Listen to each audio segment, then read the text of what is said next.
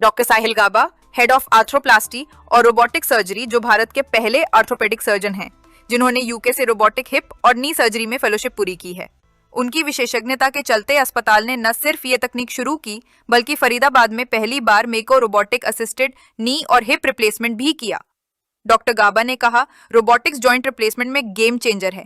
मेको सिस्टम हर मरीज की बॉडी एनाटॉमी के अनुसार सर्जरी को कस्टमाइज करता है। इससे लिगामेंट बैलेंसिंग में सटीकता मिलती है और रिजल्ट ऐसा होता है कि नया जोड़ प्राकृतिक लगता है। दर्द कम, मूवमेंट तेज और जीवन में जल्दी वापसी। अंतर्राष्ट्रीय शोध से साबित फायदे। सर्जरी में अत्यधिक शुद्धता और बोन कट की सटीकता, न्यूनतम टिश्यू डैमेज और बेहतर डिफॉर्मिटी करेक्शन। कम दर्द और सूजन, कुछ ही दिनों में सहारे के बिना चलना संभव। लिगामेंट बैलेंसिंग के कारण अधिक नेचुरल जॉइंट फंक्शन। 74 वर्षीय सुरेंद्र पाल लांबा, फरीदाबाद निवासी, ने अपने अनुभव साझा किए।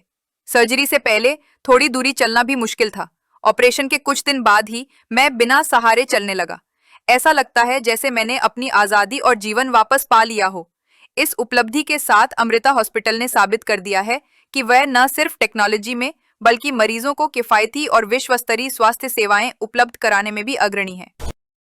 तो जनरली कुछ दिन पहले पेशेंट के घुटने या कूल्हे जिसका भी सर्जरी होना, उसका एक सीटी स्कैन करा के वो जो डेटा है बोन की शेप एनाटॉमी का, वो रोबोट के सॉफ्टवेयर में अपडेट कर देते हैं। उस सॉफ्टवेयर के बेस पे जो स्ट्राइकर कंपनी है वो हमें एक इनिशियल प्लान बेचती है। उसके ऊपर इम्प्लांट्स को 3D रियलिटी में फिट करके हमारे एक बार रिव्यू के लिए, वो प्लान बेस्ड ऑन पेशेंट्स की एक्चुअल अंदर क्या एनाटॉमी है, कितने लिगामेंट्स टाइट हैं, कितने लूज हैं, हम उसको ट्वीक करते हैं या चेंज करते हैं पेशेंट की रिक्वायरमेंट के हिसाब से।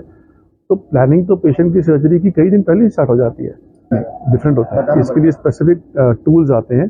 तो सीटी स्कैन की मशीन तो कोई भी चल जाती है, बट उस मशीन के साथ पेशेंट्स के लेग्स पे एक स्पेशल होल्डर वगैरह लगते हैं जो कंपनी से प्रोवाइड होते हैं। वो होल्डर लग के ही स्कैन होता है। तो वो नॉर्मल सीटी स्कैन से अलग है।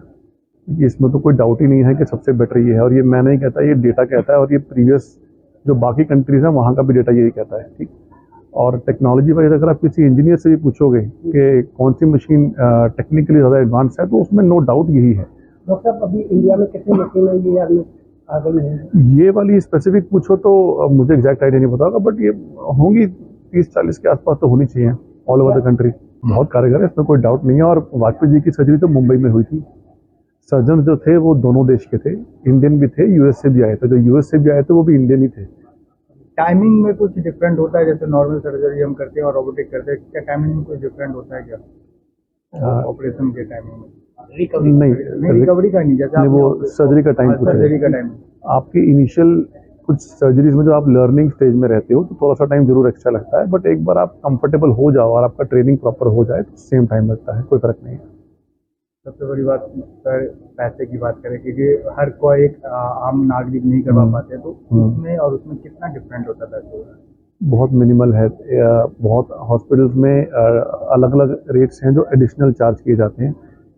आई थिंक हमारे सेटअप के हिसाब से, और being one of the biggest corporate hospitals in India, from that point of view जो हम लोग चार्ज कर रहे हैं वो कुछ भी नहीं है, माइन्यूट है। 45,000 पर जॉइंट के हिसाब से एडिशनल चार्ज होता है।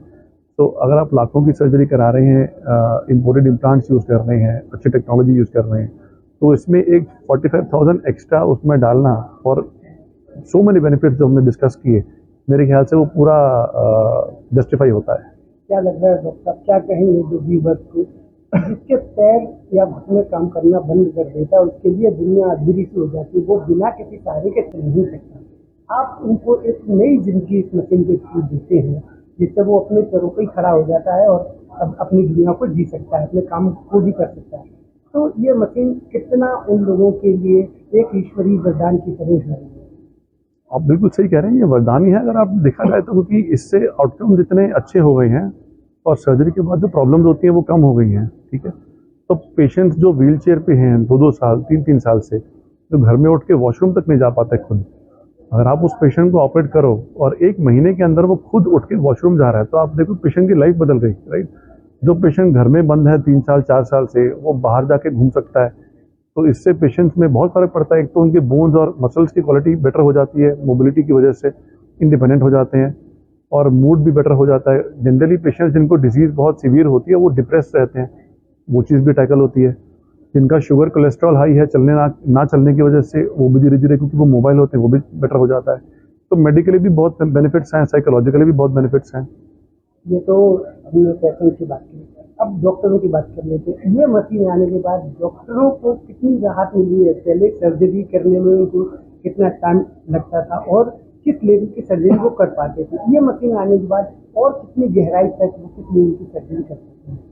देखो सर्जरी सेम ही है, उसमें जो डेटा हमें मिलता है वो बदल जाता है। हमें इस मशीन की हेल्प से, सॉफ्टवेयर की हेल्प से इतने सारे वो डेटा पॉइंट्स मिलते हैं जो मैनुअल में नहीं मिलते, तो उससे हमारा जो कॉन्फिडेंस है सर्जरी स्टार्ट करने से पहले वो ज़्यादा रहता है। हमें ऑलरेडी पता है कि पेशेंट की बीमारी एग्जैक्टली किस लेवल की है, हमें कहाँ से कितनी बोन काटनी है, सर्जरी की टेक्निक क्या रहने वाली है, उस पेशेंट की टांग कितनी सीधी करनी है, कितनी नहीं करनी, ये सारी इन्फॉर्मेशन आपको सर्जरी से पहले ही मिल जाती है। तो अगर सर्जन की मेरी जैसे पॉइंट ऑफ व्यू से बात करें तो मेरे को कॉन्फिडेंस ज़्यादा रहता है सर्जरी स्टार्ट करने से पहले। लेकिन अब इसमें बहुत लंबा लर्निंग कर्व इन्वॉल्व है। ऐसा नहीं है कि मैं कल मैनुअल कर रहा था और आज सडनली मैं उठकर रोबोटिक कर दूंगा। इसमें टाइम लगता है, सीखने में ट्रेनिंग भी प्रॉपर होनी चाहिए और ऐसी जगह होनी चाहिए जहाँ पे आपके ट्रेनर्स भी हैं जो ये जानते हों। हमारी हर वीडियो सबसे पहले देखने के लिए चैनल को सब्सक्राइब करके दबाएं बेल आइकॉन।